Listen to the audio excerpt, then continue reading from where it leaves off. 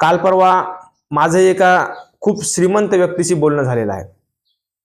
चांगल्या मोठ्या नोकरीवरती होते आणि त्यांनी आतापर्यंत शीघ्रपतन या समस्येवरती जवळपास मागील 1-2 वर्षामध्ये त्यांनी जवळपास 6 ते 8 लाख रुपये खर्च केलेले आहेत. त्यांचं म्हणणं असं होतं की लग्नाच्या पहिल्या दिवशीपासूनच त्यांना ते अर्ली डिस्चार्जचा समस्या आहे, म्हणजे हायपर सेन्सिटिव्हिटी आहे किंवा त्याला ओव्हर एक्साइटमेंटमुळे काय होते, जेव्हा ते फोरप्ले करत असतात, रोमांस करत असतानाच त्यांचं लगेच डिस्चार्ज होते.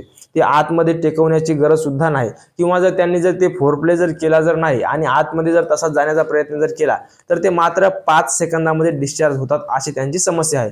आणि त्यांनी आतापर्यंत अनेक डॉक्टर, वैद्य, हाकीम, आयुर्वेदिक अशा अनेक लोकांचा शोध घेतला, परंतु त्यांचं म्हणणं आहे डॉक्टरांच्या कॅबिनमध्ये गेलं की डॉक्टर म्हणतात काय झालं की अर्ली डिस्चार्ज होते, कोणती तपासणी नाही, अंगाला हात लावत नाहीत, काय नाही, असं नाही. म्हणजे त्यांची जी अपेक्षा होती ती कोणत्याही प्रकारची डॉक्टर पूर्ण न करता लगेच गोळ्या लिहून देतात. ही एक सकाळी घ्या, ही एक संध्याकाळी घ्या आणि एक संबंधाच्या अगोदर ती घ्या, अशा 2-3 गोळ्या लिहून देतात आणि माणसाला काढून देतात. असं मी जवळपास एका डॉक्टरांची 6-6 महिने ट्रीटमेंट घेतली.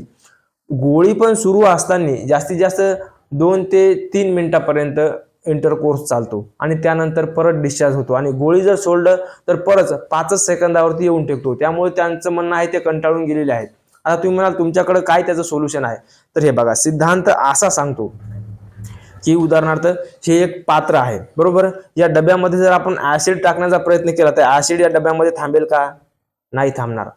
कारण काय आहे, कारण की त्या ऍसिडसाठी जे योग्य पात्र असते तो हा डबा नाही, ते काचामध्ये किंवा त्यासाठी ती योग्य जो धातू असेल कंटेनर त्यामध्येच ते ऍसिड थांबेल. तसंच वाघिणीचं दूध हे कोणत्याही भांड्यामध्ये थांबत नाही, ते तर एकतर वाघाच्या बछड्याच्या पोटामध्ये किंवा सुवर्ण पात्रामध्ये थांबते. तसंच तुम्ही कितीही टॉपची औषधी जरी घ्याल आणि त्यांनी जसं त्यांच्या बोलण्यामध्ये आलं की ते प्रचंड बिझी असतात, सकाळी 6 वाजता टू व्हीलरवर बसतात आणि तिथून पुढं 75 किलोमीटरचा प्रवास करतात आणि ड्युटीवरती जातात, तिथं दिवसभर काम करतात, मानसिक ताणतणाव अत्यंत व्यस्त असतात आणि तिकून परत 75 किलोमीटरचा प्रवास करत रात्री 8:30 वाजता घरी येतात.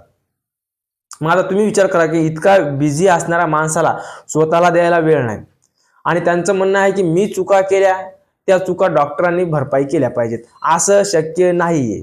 तर त्यासाठी अगोदर त्या समजा उदाहरणार्थ एखाद्या डॉक्टरांनी टॉपची औषधी दिली असेल, आयुर्वेदामधले उदाहरणार्थ की सुवर्ण भस्म दिलं, माझ्या माहितीप्रमाणे बरेच महाग आहे किंवा त्यापेक्षा सुद्धा महागड्या औषधी असतील. आता इतका श्रीमंत माणूस म्हणलं त्यांनी सर्व काही दिलं असेल आयुर्वेदाचार्यांनी वगैरे, परंतु त्यांना रिझल्ट का आला नाही? कारण की प्रकृती आयतं काहीही देत नाही. प्रकृतीला कसे तरी कष्ट हवे असतात. त्यामुळे तुम्ही सुद्धा काहीतरी प्रयत्न करायला पाहिजेत. त्यांना सांगितलं की दररोज 1 तास द्या. जो तुमचा श्वास वाढलेला आहे, मानसिक ताणतणाव वाढलेला आहे, शरीराला जो अशक्तपणा आलेला आहे तो औषधाने जाणार नाही. बऱ्याच गोष्टींचं समाधान ही तुमची लाईफस्टाईल सुद्धा असते. ती जर तुम्ही दुरुस्त केली तर नक्की तुम्हाला लवकर तर सांगू शकत नाही, परंतु 3 ते 6 महिन्यामध्ये तुम्हाला रिझल्ट दिसायला सुरुवात होईल हे सांगू शकतो.